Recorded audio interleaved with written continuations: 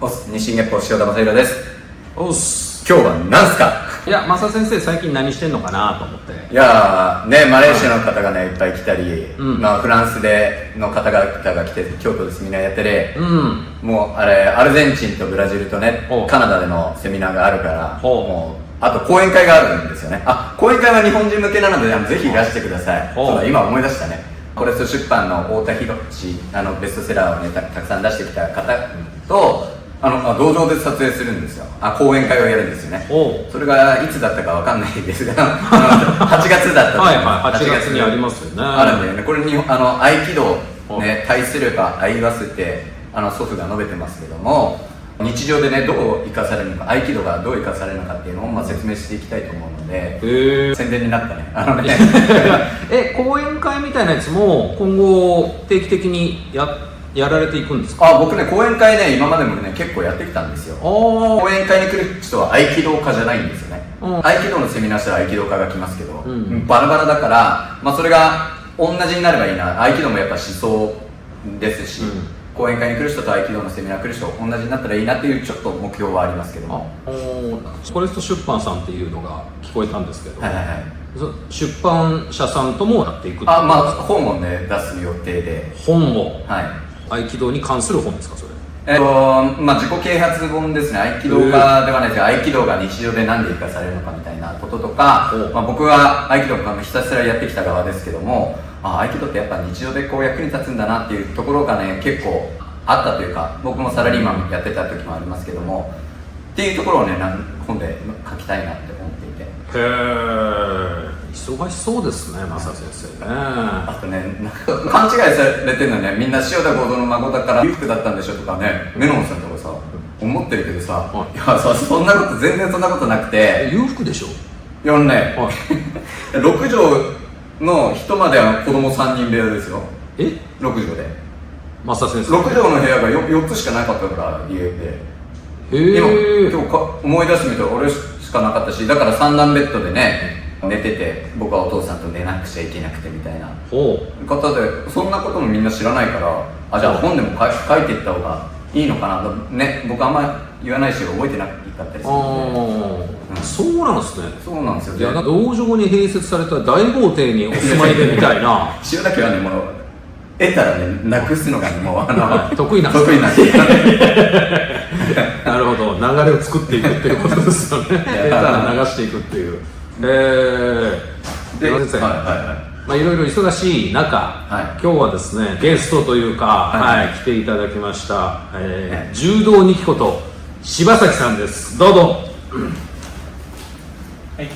よろしくお願いします。優しそう。柴崎と申します。よろしくお願いします。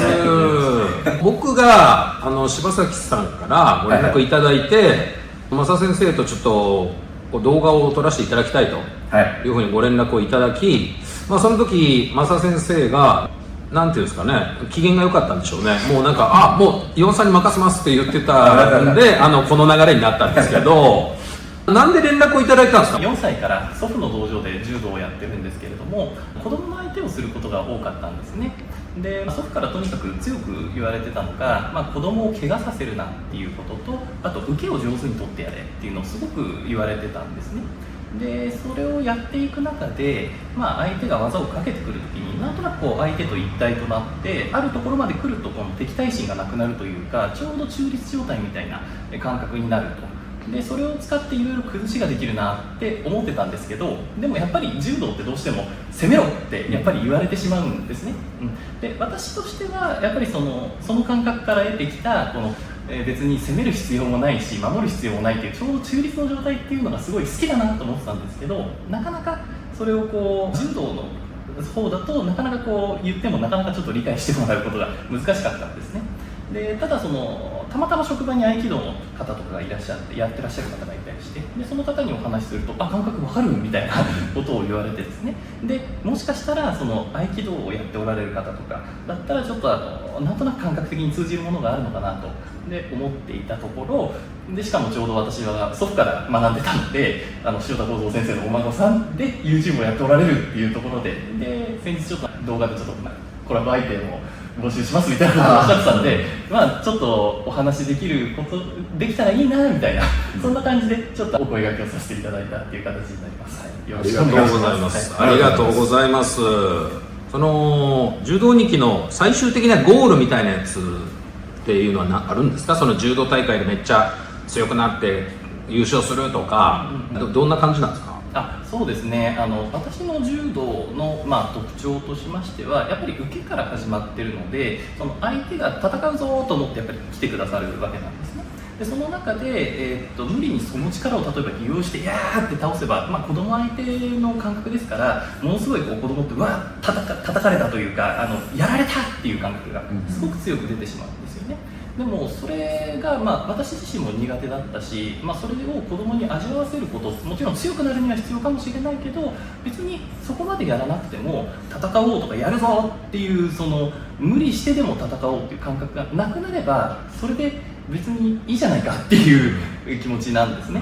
なので最終ゴールとしては戦うっていう感覚自体、その戦おうとする何かっていうのがなくなったらいいかなっていうふうに思ってます。増田先生、もう合気道でしょ、これ。合気道ですね。戦う気をなくさせるっていうね。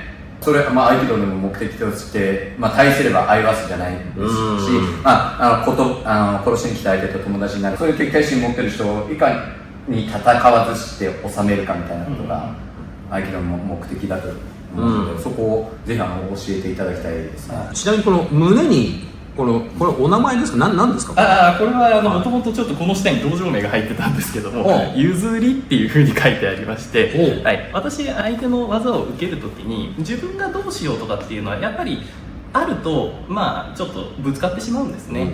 で、だからといって自分をなくしてしまうっていう感覚だと子供を守ることができないので、自分をなくすのではなくて、自分は自分で一応いるんだけど余計な主張をせずに相手のやりたいことを譲ってあげるっていうのが、すごく大事だと思ってまして、で、譲りの、柔道を研究してますみたいなことで、言わせていただくことが多いので、ちょっと胸に譲りの原理ですみたいな形で。増田先生、合気道でしょこれ。そうですね。譲りの原理。いや、言ってることまさにそうですし、僕も合気道やりながら、これは例外かもしれないですけども、相手に気持ちよく技を取ってもらって受ける専門でね、合気道をずっとやってきた時期もありますから、ちょっとかなり似てるなっていう。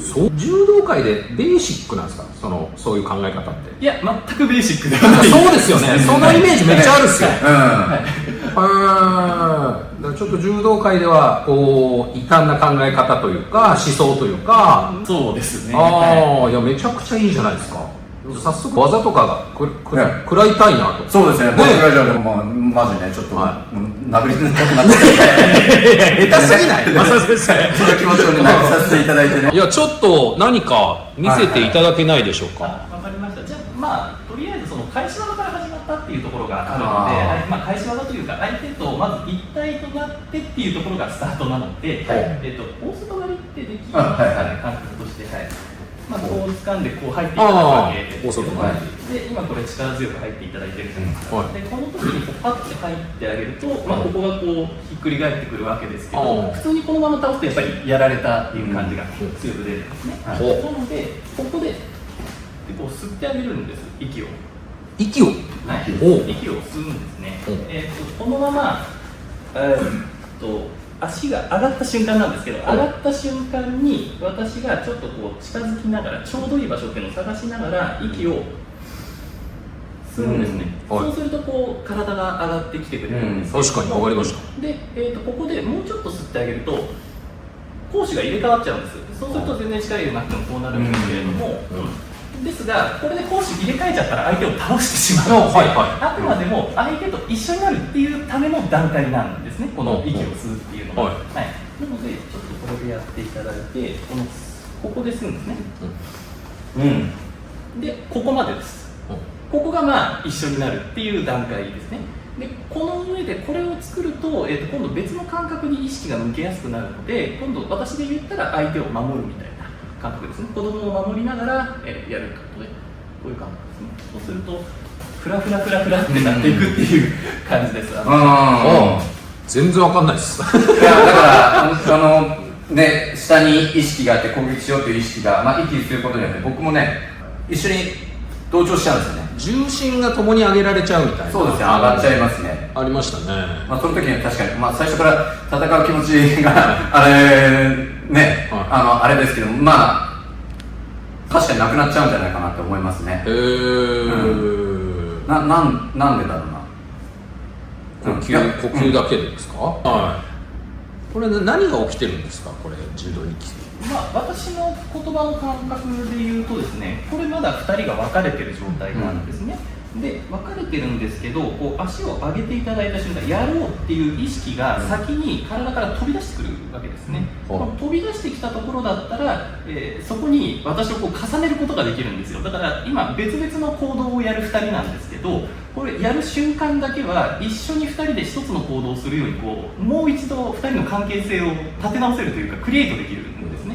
なのでこう来てで上げていくという感じですね。でまあ、これで大体一つになったんで、まあ、あとはちょっとなんていうんですかね、本当はこれで投げられるのがベースなので、これでちょっと投げていただいてるんですけどっていう感じなんですけど、今多分全然わかんないと思うんですけど、別々で投げるのとは違う投げた感覚になるんですよね。あ、なるほど。マサ先生もこの一体感が生まれた状態で投げをしている状態ってことですね、今。なる。別々で投げてもらうんですか。今別々の別個の個体、そう、守る人が投げられるとこういう感じ。はいはいはい。で、こうじゃなくて、こう入ってあげるんですね。これで、いいですか。もう投げた感じが違うってことですか。一緒になってるんですよ。例えば受け身、合気道で言えば受け身を取ろうとしちゃうとどんどん遠くに行っちゃうじゃないですか。だから相手にこう身を任せてるとその場でこう落ちてくれるとか一体になってこう崩れるっていう感じが、まあ、多分今の後者の方だと思ったところに来てくれるっていう、そういうことですよ。感じ。これは動画ではね分かんないと思うけどそう思ったところにコントロールしようとせずに思ったところに行くのって合気道の目的じゃないですか。それがなんかまあそうさせてくれてるんだなっていう感じはしますね。ちょっと岩本さんがやった方がね、もっとそうですね。マサ先生すぐ忖度するからな。本当に。すみません、失礼します。お願いします。お願いします。これで、普通にちょっと外側に、こういうやつ。そうですね。でこれかけていただくじゃないですか。先ほど投げてもらっちゃったけど、普通に投げられるとこんな感じです。はいはい。こういう感じですね。で、あとは、動きの流れに合わせるっていうのもあって、これでまたかけてもらっていいですか。これ軽く投げられたような感じがする。そうですね。確かにちょっと感覚が違いましたね。で、もう一個。で、これがですね、こう、来ていく。っていう、これで、なるほど。なるほど。ここで一体感がめちゃくちゃ生まれてますね。確かに。そういうの。社交ダンスしてるような。なるほど。この感じです。で、これで投げていただいたとしても、一緒に私が倒れてくだけ。本当に同じこの動きの中に倒れてる。なるほど。だから、技がなんとなくかけやすいというか、思ったようにかけられてるなみたいな感覚が若干あると思うんですけど、そうですね。それが、要は子供が技を覚えるときに、最初はやっぱり成功体験っていうのがすごく大事なので、これを味わってもらう、あとは力の流れっていうのを感じてもらうために、この息を合わせるっていうのがすごく大事だったんですね。先生が投げていただくパターンをいただいていいですか？もちろん。で、投げるパターンっていうのは、僕が投げに行くんで、返す。OK です。そうすると、いいです。これで、なるほど。なるほど。ありがとうございます。めちゃくちゃおもろいです。それは先生今攻めたんじゃないですか、その投げた時は。今攻めたように見えるんですけど、それも違う。攻めるとちょっとやります。攻めるとこうなっちゃう。なるほど。こういう感じになります。なるほど。こう攻めます。いや手が分かれちゃうんですね。なので一体となった状態でこの力が入っているところだけをこれでなるほど。力が入ってるこのラインがあるので、そのラインでスッてやってあげれば。ちょっと絵をやりたい。だからこれで、なるほど。もうそっか。動画だとあれかもしれないですけ力入れてしまうとこう来ていただいて、せっかく一つなってたとしても、こうなってますよ。そうじゃなくてちゃんとして、なるほど。そっか。もう一つね、大外刈りって一回ね、片足になるじゃないですか。もう一つの足もね、浮くんでね、僕はもう宙に上がったような状態だから、その時って何か気持ちが湧いてるわけじゃないじゃないですか。だからその時はまあ一体になってるっていう表現かもしれないですけども、ね、で落とされるところに落とされる、ちゃんと、フォークじゃなくてその場に、まあ怪我もしないですし、怪我をさせない。これ柔道着はこれ返す時どういう気持ちなんですか？どういう感情ですか？2人で一つなんで、畳に寝かせるっていう感覚ですね。なるほどな。叩きつけたりするんじゃなくて、まあここに寝てればまだ俺守れるからみたいな、寝ててくださいみたいな、そういう感覚って言ったらいいんですかね。なるほど。だいぶ優しいですね。いやね、全く全然想像してた柔道とは違って、合気道の考え取り入れた柔道みたいな。いや、もうまさにそうですよね。だ本来柔道ってこういうやつだったんじゃないの説あるじゃないですか。昔の三船柔団ですっけ、三船柔団ずっと見てますから、動画で、大男たちに投げられそうになるけどひょうひょうひょうひょうっつって投げられなくてスカーンって投げるみたいな、あれこういうことをやってたのかなとかちょっとそうですね、その三船柔団に関してなんかありますか？もうちょっと体の使い方は若干違うんですけど、意識の使い方は割と近いことをやっておられるのかなとは思ったことはありますけど、そしたらちょっと次の動画でいろいろ深掘りしましょう。なるほど。すいません、すごい面白い、ちょっと動画では伝わりにくいけども、なんだろうな、一体となる感覚、はね、すごい感じましたね。で、その柔道の中で、攻撃する気持ち、柔道としてね、攻撃する気持ち、それがなくなるっていうのを味わいました。だからすごい面白いと思いますので、ね、合気道家の方もぜひ熊谷にですね、道場がありますので、道場はないんですけど、研究会やってる感じなんですけど、ぜひ皆さん遊びに行ってみてください。ありがとうございました。